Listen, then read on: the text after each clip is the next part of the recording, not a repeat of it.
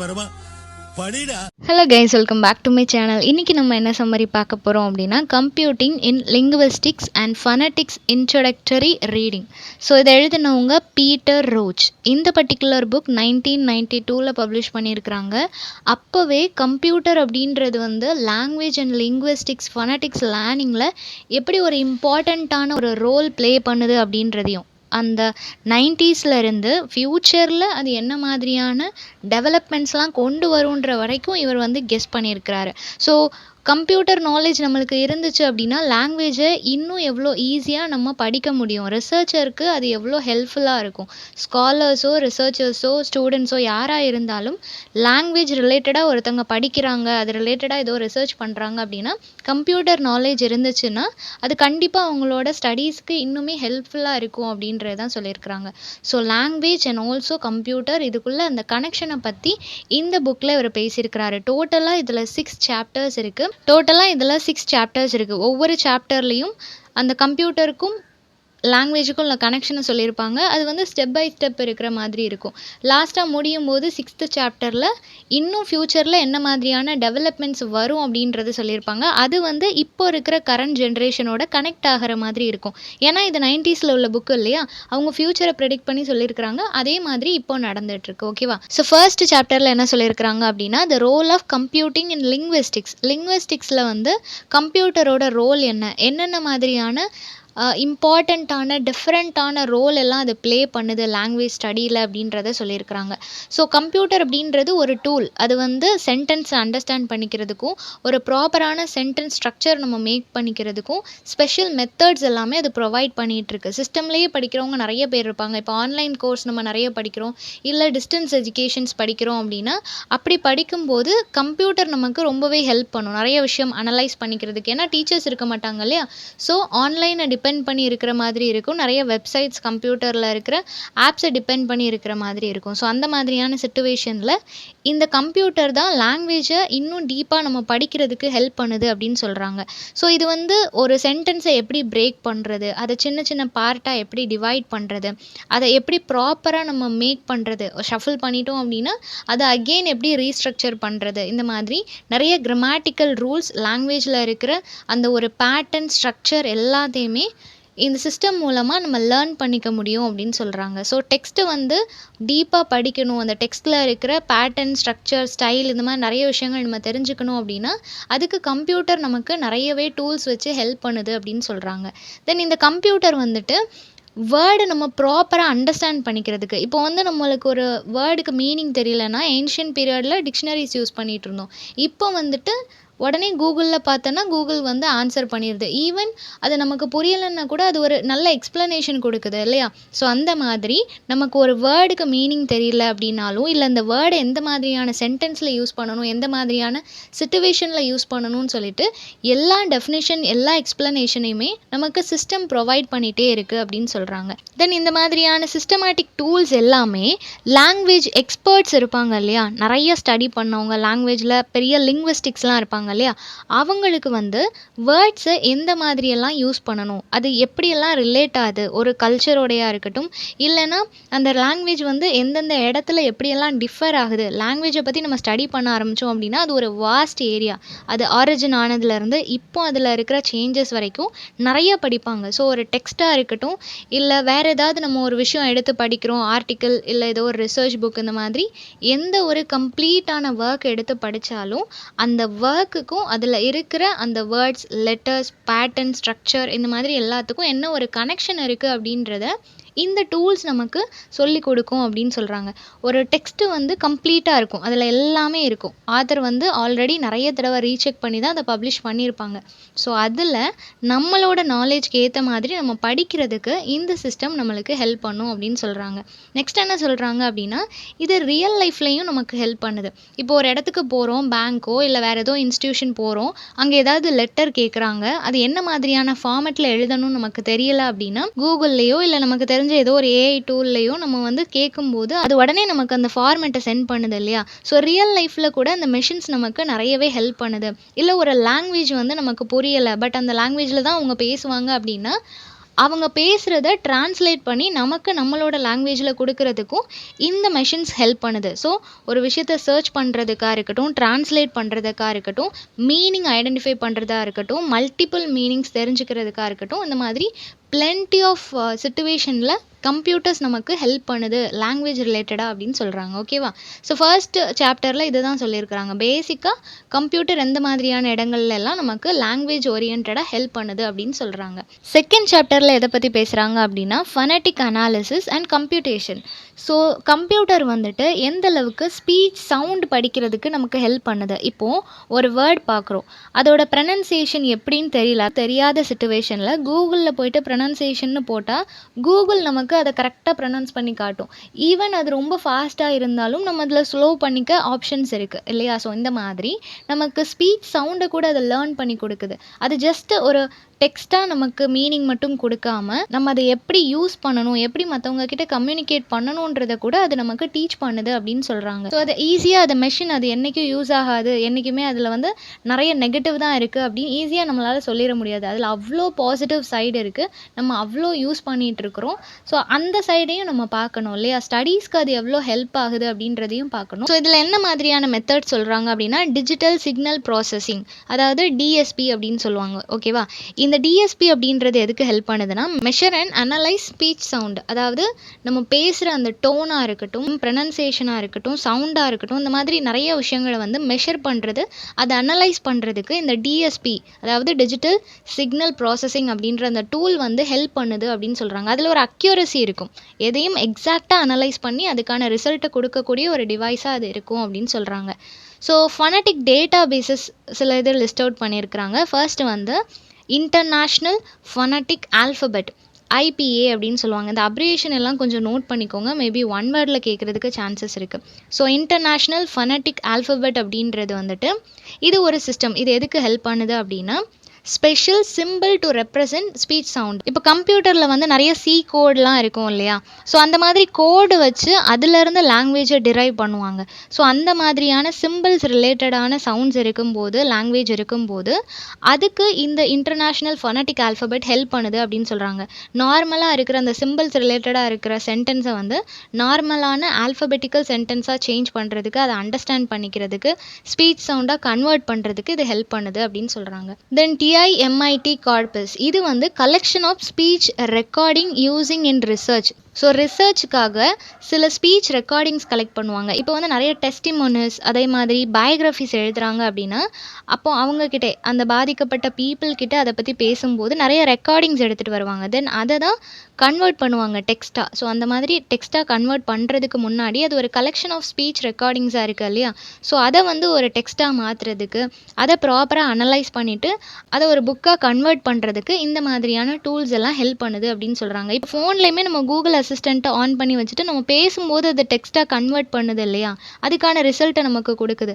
So அந்த மாதிரி அந்த சவுண்ட் எல்லாத்தையும் வேர்டாக கன்வெர்ட் பண்ணுறதுக்கு இது ஹெல்ப் பண்ணுது அப்படின்னு சொல்கிறாங்க. இந்த மாதிரியான ரிசர்ச் டூல்ஸ் எல்லாமே நிறைய ரிசர்ச்சர்ஸ்க்கு ஹெல்ப் பண்ணுது. அவங்க வந்து நிறையா டேட்டாஸ் கலெக்ட் பண்ணுவாங்க. அந்த டேட்டாஸ் எல்லாத்தையும் கம்பேர் பண்ணுறதுக்கும், அது எதில் கனெக்ட் ஆகிறதுன்னு தெரிஞ்சுக்கிறதுக்கும், அந்த ஸ்பீச் சவுண்டை ஸ்டடி பண்ணுறதுக்கும், அது மூலமாக அவங்க லாங்குவேஜை அண்டர்ஸ்டாண்ட் பண்ணிக்கிறதுக்கும், அந்த சவுண்டை வந்து டெக்ஸ்ட்டாக மாற்றுறதுக்கும், இந்த மாதிரி plenty ஆஃப் வேல ரிசர்ச்சர்ஸ்க்கு இந்த ஒரு மெத்தட் வந்து யூஸ் ஆகுது அப்படின்னு சொல்கிறாங்க. நெக்ஸ்ட்டு வந்து இவர் என்ன மென்ஷன் பண்ணுறாரு அப்படின்னா இதில் இருக்கிற ப்ராப்ளம்ஸ் அண்ட் நியூ ப்ராசஸ் அதையும் இவர் மென்ஷன் பண்ணுறாரு. என்ன மாதிரியான ப்ராப்ளம்ஸ் எல்லாம் ஃபேஸ் பண்ணுறாங்க, அதை எப்படி ப்ராக்ரஸ் பண்ணுறாங்க அப்படின்னா ஃபர்ஸ்ட் வந்து நாய்ஸ் ரெடியூஷன்.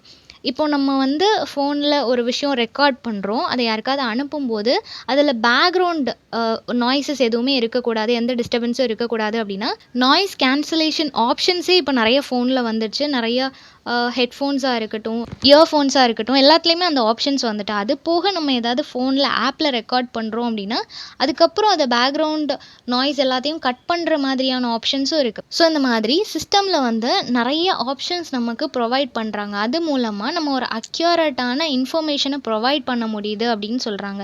அந்த பேக்ரவுண்ட் நாய்ஸஸ் எல்லாத்தையும் நம்மளால் ரிமூவ் பண்ண முடியும். தென் ஸ்பீக்கர் அடாப்டேஷன், அதாவது டிஃப்ரெண்ட் வாய்ஸஸை வந்து நம்ம அட்ஜஸ்ட் பண்ணிக்கிறது. இப்போ ஏதாவது ஒரு டாக்குமெண்ட்ரி மூவி எடுக்கிறாங்க அப்படின்னா அந்த மூவியில் வந்துட்டு சேம் பர்சன் தான் அதுக்கு வந்து டப்பிங் பண்ணணும். பட் அன்ஃபார்ச்சுனேட்லி அவங்க வந்து இப்போ இல்லை அவங்களால பேச முடியாது, ஏதோ ஒரு சுச்சுவேஷன் ஆயிடுச்சு அப்படின்னா அப்போது அவங்களோட வாய்ஸ் மாதிரியே இருக்கிற வேறு யாரையாவது அவங்க செலக்ட் பண்ணுவாங்க, அவங்கள பேச வைப்பாங்க ரிமைனிங் சீன்ஸ் எல்லாம் பேசுகிறதுக்காக. பட் அவங்க என்ன தான் பேசினாலும் அதில் ஒரு அக்யூரசி இருக்காது இல்லையா, டிஃபர் ஆகும் வாய்ஸ், அவங்க மாடுலேஷன் எல்லாம் எப்படியும் டிஃபர் ஆகும். ஸோ அதை வந்து சேமாக ஒரே மாடுலேஷனாக கொண்டு வர்றதுக்கு இல்லைனா இப்போ வந்து நிறைய ஆப்ஸ் இருக்குது இல்லையா, ஒருத்தங்க வாய்ஸை வந்துட்டு நம்ம ஒன்ஸ் கேட்டால் போதும், அதை ஃபோனில் கொடுத்தா போதும், வேறு யாராவது பேசுனாங்க அப்படின்னா அந்த வாய்ஸில் ரிசீவருக்கு கேட்கும் இல்லையா. ஸோ பேசுகிறவங்க என்ன வாய்ஸில் பேசினாலும் சரி, நம்ம என்ன செட் பண்ணியிருக்கோமோ அந்த வாய்ஸில் தான் ஆப்போசிட்டில் இருக்கிறவங்களுக்கு ரிசீவ் ஆகும். இந்த மாதிரி நிறைய அட்வான்ஸான எலமெண்ட்ஸ் எல்லாமே இந்த கம்ப்யூட்டர் வேர்ல்டில் வந்துடுச்சு. ஸோ அந்த மாதிரி தான் இதையும் சொல்கிறாங்க. இது எல்லாமே ஒரு ப்ராப்பரான ரிசர்ச் பண்ணுறதுக்கு ஹெல்ப் பண்ணுது. லாங்குவேஜ் ரிலேட்டடாக எல்லாமே லாங்குவேஜ் ஓரியன்டாக தான், நம்ம பேசுகிறதா இருக்கட்டும், எழுதுறதா இருக்கட்டும், மற்றவங்க பேசுகிறத கேட்குறதா இருக்கட்டும், எல்லாத்துக்கும் இம்பார்ட்டண்ட்டான ஒரு டூலாக இருக்கிறது லாங்குவேஜ்.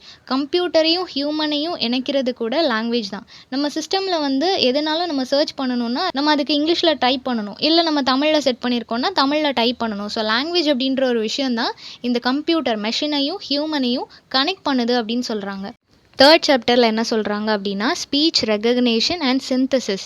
இதில் ரோச் வந்து எதை பற்றி பேசுகிறாரு அப்படின்னா கம்ப்யூட்டர் எப்படி ஸ்பீச் வந்து ப்ரொடியூஸ் பண்ணுது, அதை வந்து எப்படி வேர்டாக கன்வெர்ட் பண்ணுது, அதே மாதிரி ஏஎஸ்ஆர் ஆட்டோமேட்டிக் ஸ்பீச் ரெகக்னேஷன் இது எப்படி ஒர்க் பண்ணுது அப்படின்றத பற்றி இந்த சாப்டரில் பேசியிருக்கிறாங்க. கம்ப்யூட்டர் வந்துட்டு எப்படி ஹியூமன் பேசுகிறத லிசன் பண்ணுது, அதை லிசன் பண்ணிவிட்டு அதை ஒரு ரிட்டன் டெக்ஸ்ட்டாக சேஞ்ச் பண்ணுது அப்படின்றத பற்றி சொல்கிறாங்க.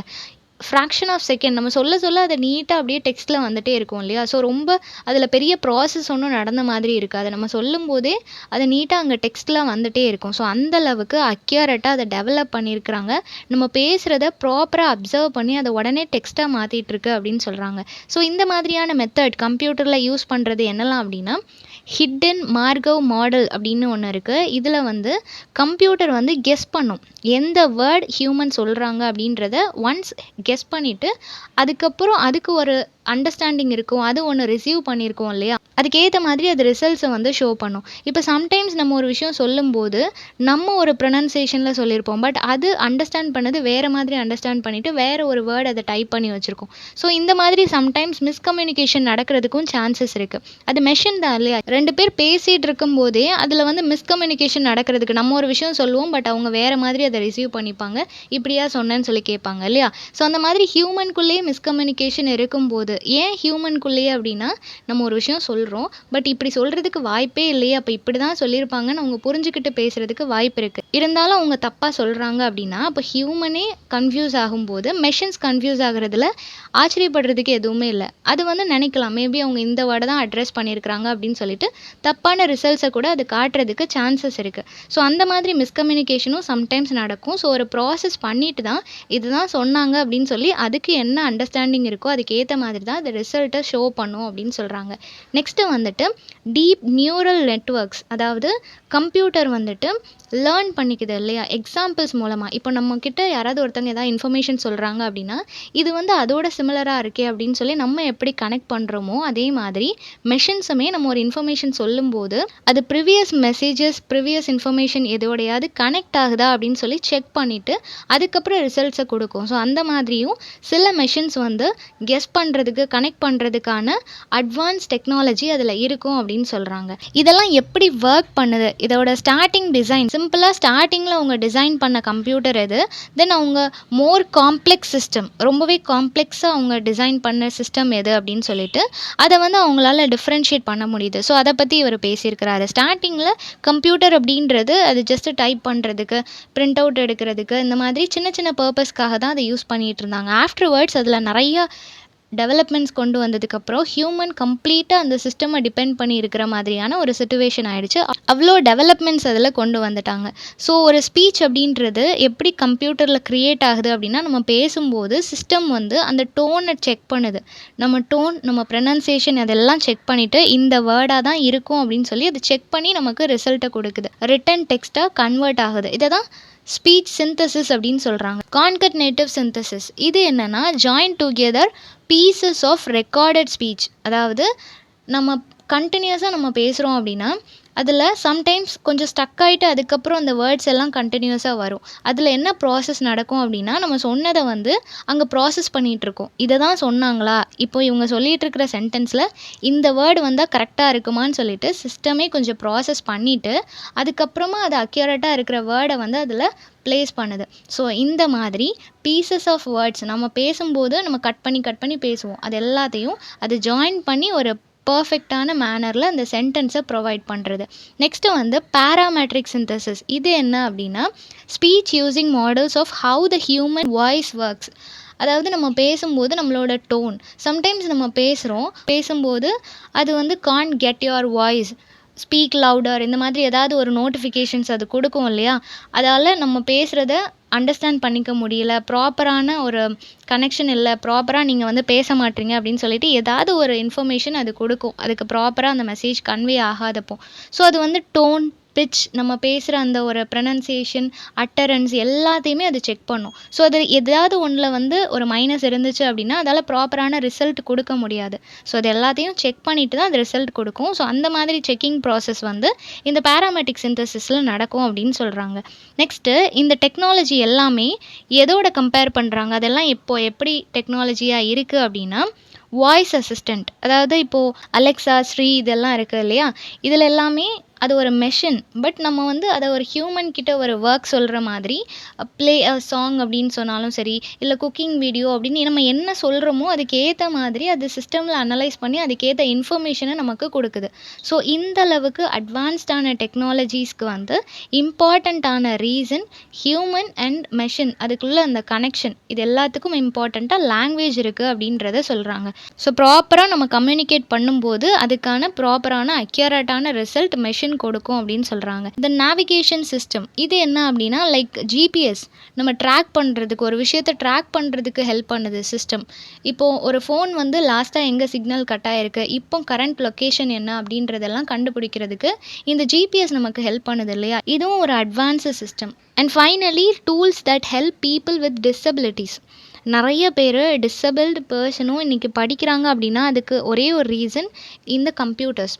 ஏன்னா அவங்களுக்கு வந்து ஸ்டாஃப் யாரும் சொல்லிக் கொடுக்கலனாலும் இல்லை எந்த இன்ஸ்டிடியூஷன்லேயும் போய் அவங்க படிக்க முடியலனாலும் அவங்களே நிறைய விஷயம் லேர்ன் பண்ணிக்க முடியுதுன்னா அதுக்கு கம்ப்யூட்டர் தான் ஒரே ரீசனாக இருக்குது.